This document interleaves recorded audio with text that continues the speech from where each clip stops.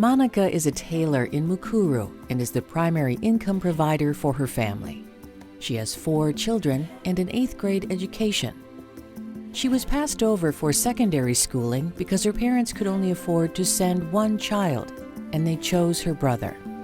Monica joined the Pangea Network and participated in training such as bookkeeping, financial literacy, basic business skills, and more. Her business is thriving as a result. She currently pays for her children to go to school and is about to begin high school to obtain her secondary school diploma, a lifelong dream of hers.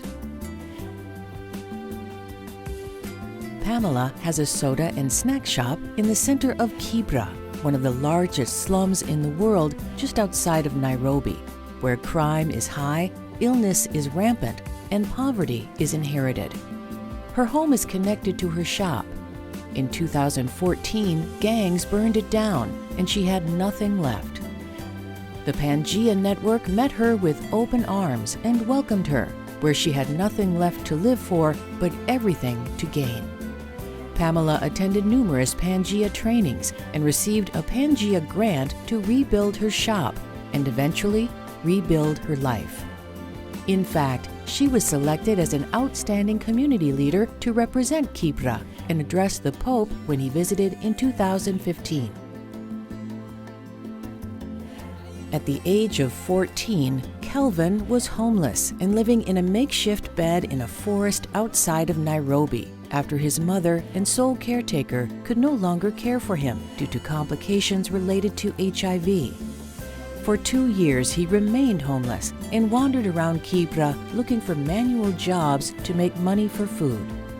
KELVIN was introduced to Pangea through another young boy in the program and was immediately sponsored for all 4 years of high school and lives at the Pangea Boys' House in Nairobi. Today, he is a strong young man who loves playing rugby and karate. He was an active member in his high school's agriculture club and is now studying agribusiness in college. In the future, he would like to become a farmer or agricultural engineer and help end the hunger epidemic in Kenya. KELVIN met his school sponsor Gwendolyn for the first time in July 2016. They had only communicated via letters prior. KELVIN now believes that he has a family that loves him, believes in him, and will help him realize his dreams.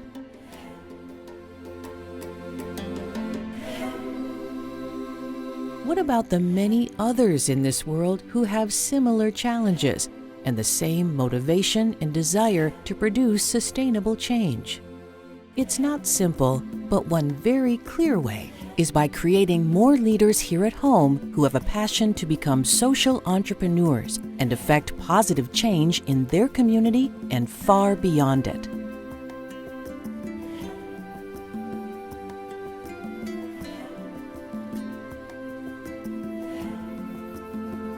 Being a leader is somebody that knows how to bond with everybody else, somebody that knows how to connect while also being able to relate to everybody, and somebody who's able to put themselves in anybody else's shoes and says, I'm here, I'm with you, and I'm going to be able to give advice, and I'm going to be able to help, but I want you to know that you can always come to me and I respect your opinions and you respect my opinions.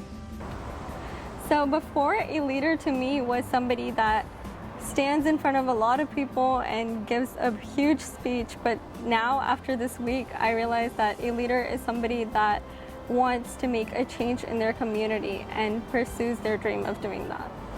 Funding for leadership programs, for training for young women is critical now, because I think we're at a point where people realize we can't keep holding girls back. So more people know that, okay, we have to equip them with tools that they need so that they can learn how to be leaders.